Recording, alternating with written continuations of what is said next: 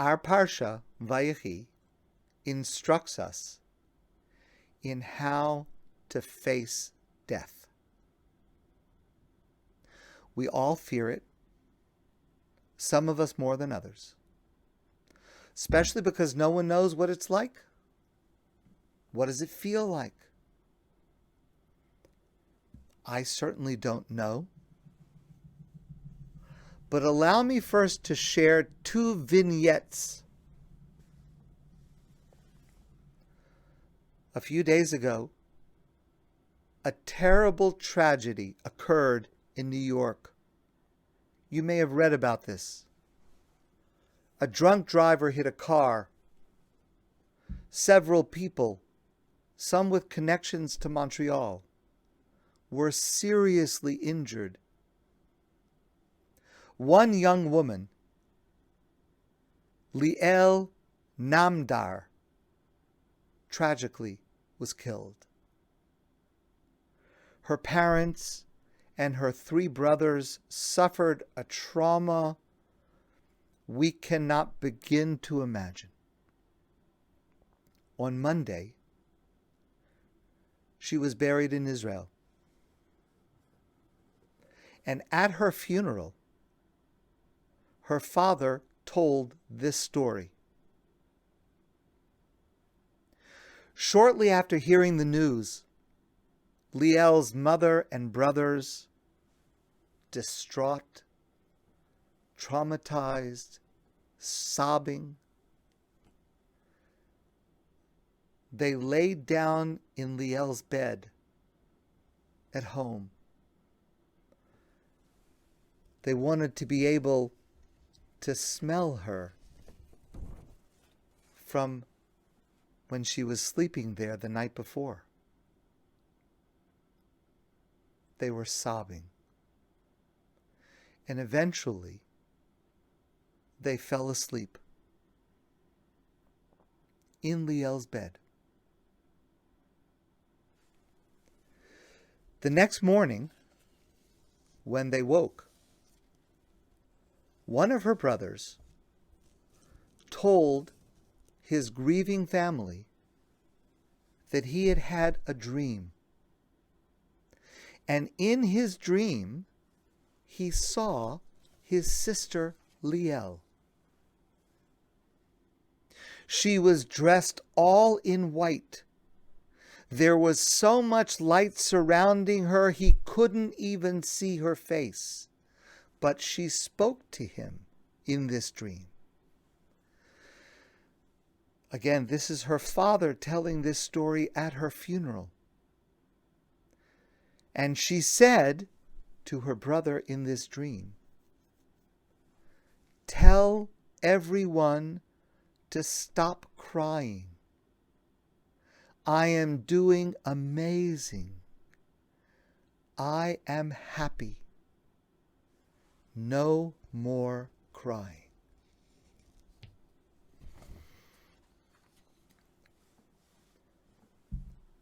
I don't know what that means. I'm just telling you what this man said at his daughter's funeral. Here's a passage from the Talmud. The Gemara tells the story of 2 of our greatest sages, Rava and Rav Nachman, Rabbi Nachman, from the Talmud. Not Rabbi Nachman of Bratslav. This is Rav Nachman in the Talmud. Rava was visiting Rav Nachman just as Rav Nachman was about to pass away. And Rava said to him, "Rebbe, I want you to appear to me in a dream to tell me what happens after you die." And the Talmud says that sometime later, Rav Nachman appeared to Rava in a dream. And Rava said to him, "Rebbe, did you suffer pain?" And Rav Nachman said, "It was like taking a hair from a cup of milk. So easy was the transition. And the Holy One, blessed be He, said to me, it's as if I were to say, you could go back to life. You could go back to that world. But you won't want to, because the fear of death is so great.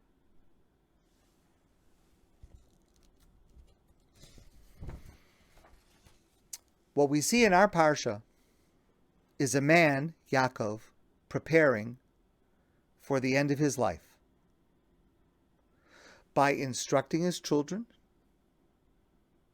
by understanding the nature of the life he lived, by cementing his eternal connection to Israel, by ensuring his legacy through his children and his descendants through the ages, including us. We learn all this from Yaakov in our Parsha. How to live the last years and days and moments of our life. So allow me to conclude by distilling this with a poem that carries the ultimate message each of us should take from this Parsha. And this is a poem by Mario de Andrade, who was a poet in Brazil in the early 20th century. I counted my years and discovered that I have less time to live from here on out than what I have lived until now. I feel like that kid who won a pack of sweets. The first ones he ate with pleasure, but when he realized there were few left, he began to taste them intensely. I no longer have time for endless meetings where statute, rules, procedures, and internal regulations are discussed, knowing that nothing will be achieved. I no longer have time to support ignorant people who, despite their chronic age, haven't grown up. My time is too short. I want the essence. My soul is in a hurry. I don't have many sweets in the package anymore. I want to live next to human, very humane people who know how to laugh at their mistakes and who are not inflated by their triumphs and who take on their own responsibilities. This is how you defend human dignity and move towards truth and honesty. It's the essential that makes life worth living. I want to surround myself with people who know how to touch hearts. People who have been taught to grow up with gentle touches of their soul. Yes, I'm in a hurry. I'm rushing to live with the intensity that only maturity can give. I don't mean to waste any of the leftover sweets. I'm sure these will be delicious, a lot more than the ones I've eaten so far. My goal is to reach a satisfied and peaceful end with my loved ones and with my conscience. We have 2 lives, and the second one starts when you realize you only have one. My friends, I want to wish you a beautiful evening and a fantastic Shabbos.